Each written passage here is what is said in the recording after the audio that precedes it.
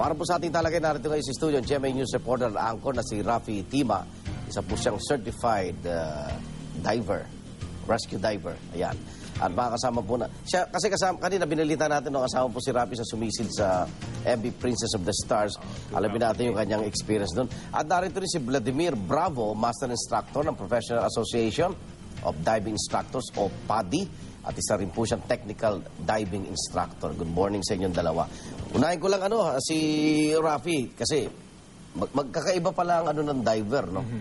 Kahit doon sa paghanap ngayon kay Secretary Robredo, iba yung lumalalim ng mahigit 200 kaysa doon sa mga nauna na 100. Pag ordinaryong diver kakagaya mo, parang recreational diver o yung bago mabigyan ng lisensya, gaano kalalim ang inaalaw lang sa inyo, Rafi? Sa recreational diving kasi yung limit is 130 feet. Kasi yun yung limit ng air na hinihinga namin, yung mixture ng air na yung katulad ng hinihinga natin dito, pero pressurized siya pag ginagamit namin. So, 130 feet yung absolute limit niya. Actually, ang nakalagay, di ba, 100 feet yung medyo limit. Pero yung absolute limit niya is 130 feet. Lumagpas ka pa doon, ano mangyayaring delikado pinsala? na sa narcosis. Narcosis yung isa sa pinaka-immediate na effect nun. Yung parang lasing na lasing ka, na nawawala sa wisyo, yung diver. Dahil nawala na ng oxygen yung utak mo.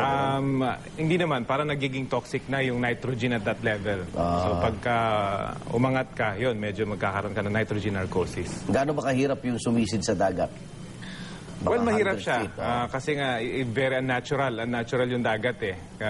Sinasabi nga nila na mas marami pang tumapak sa buwan kesa sa katapak sa 600 feet na seabed using scuba. So, ganun siya kapiligroso talaga. Mahirap na mahirap. May kuryente, may yung problema sa visibility, and of course, yung environment lang na kakaiba. So, konting pagkakamali talagang... Ikaw ba nakaranas ka na ng konting emergency sa ilalim? Meron na actually yung first na open water dive ko. Nagkaroon kami ng emergency kasi sa Subic medyo hindi maganda yung visibility.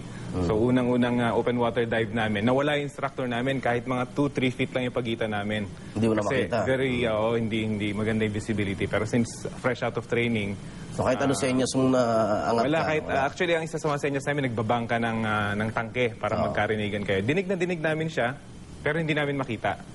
So, ganun ka-delikado. Kahit na magkalapit lang kayo, kahit mga 5 feet lang. Tsaka doon sa mga ngayon pa lang magsusubok, hindi normal na paghinga ho, hindi sa ilong, ha? Oo, sa... Diba sa bibig and training, yan. Okay. Punta tayo dito kay, kay Vladimir. Yung na-oobserba natin ganyan, eto, yung sa MB, no? Sa Princess of the Princess Stars. of the Stars yan. Ako sa Coast Guard nun. Pero mamaya, pakita namin yung video rin kay Secretary Robredo. Pangalawa pala sa pinakamalalim yung sa Masbate. Tama ba? Pangalawa. Oo. So, bihira talaga yung diver na... Yung lalim na binaba nila doon, nasa 200 meters. So it's beyond, actually sa technical diving, medyo nasa boundary na talaga yan. Ano ba yung parang kikipot na yung baga mo nun? Ha? Hindi naman. Kasi yung pag bumaba tayo, Arnold, yung inihinga nating hangin doon sa tangke is made up of oxygen and nitrogen. Nitrogen. So yung nitrogen, hindi... Ito yung tangke. Ito yung asin dyan.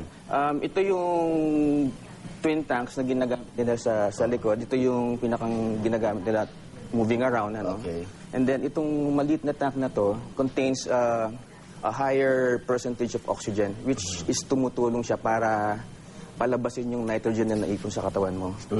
Kasi kung hindi, mas matagal yung time iti-take niya bago ka makaakit sa surface. Yung kanyang kalaking tangke, mga ilang minuto ka sa ilalim yan, kaya?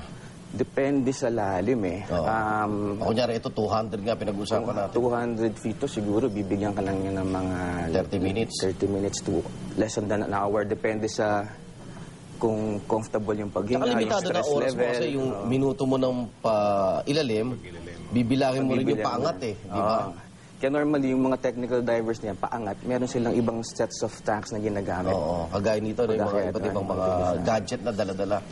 Pero usually, pag ganun lalim, hindi na diver yun, mga robot na yun, Usually mga, diba? mga RVs 800 na. feet o 600 feet pa baba. Hindi na kaya ng tao yun. Hindi na kaya. Pwede yung tao, Sasabog ka na nun, no? May special silang suit, pressurized suit na parang sa mga astronauts. Di ba? Yun yung ginagamit ng mga technical divers na gumagawa ng mga pipes.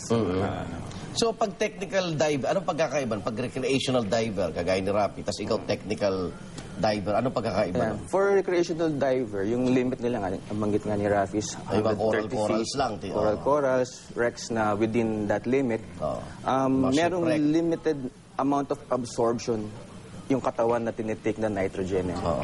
Ngayon, pag sa technical diving ka, nilalampasan mo yung boundaries nun. So ibang hangin yung hinihinga nila. Ang problema doon kasi, sa sobrang daming nitrogen ng katawan mo, hindi ka pwede kagad umangat sa Okay. surface. Kasi magpo-form ng bubbles sa loob ng tissues mo yung nitrogen. Yun yung nagkakos ng Delikado. decompression sickness. Oo.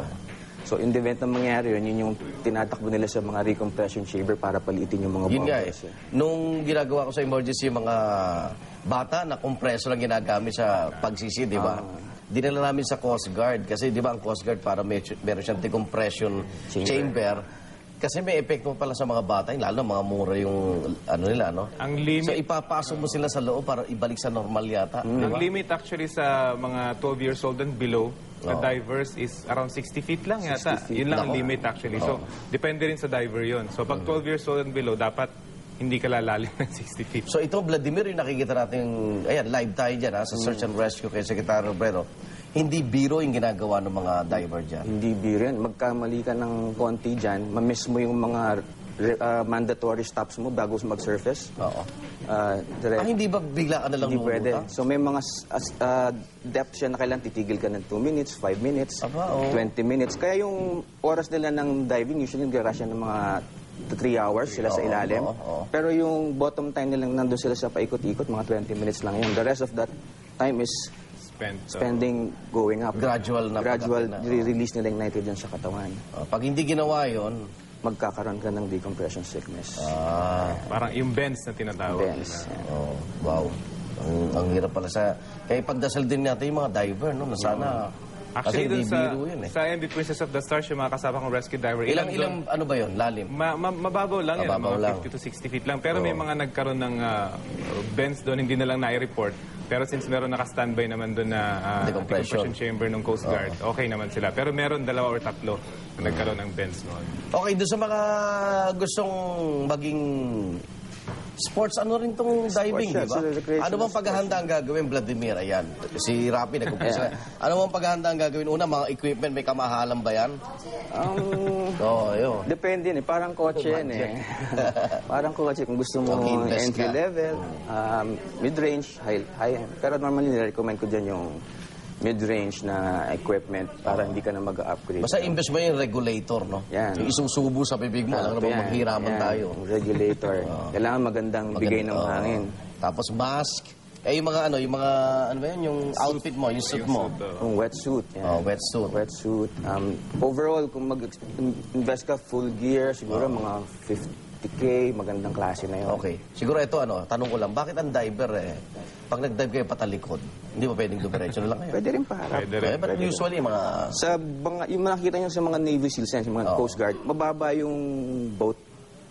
Pag tumayo ka, unstable, tumumbo ka. Diba? So, higa ka na lang. Okay. Ay, maraming salamat para yan. Sana nakatong tayo maunawaan pa natin yung mga tumutulong po ngayon sa search and rescue operation kay Secretary Robredo at 2 piloto, yung mga diver dyan na galing na po sa iba't ibang mga association, Coast Guard, yung Bicol, at may mga foreigner na rin na May nagbo-volunteer. Koreans, kararating. Korean, kararating lang. Okay. Maraming salamat, GMA News Reporter Angkor Rafi Tima at si Vladimir Bravo ng Professional Association of Dive Instructors of PADI. Po ating naging talakayan. Magbabalik po unang hirit.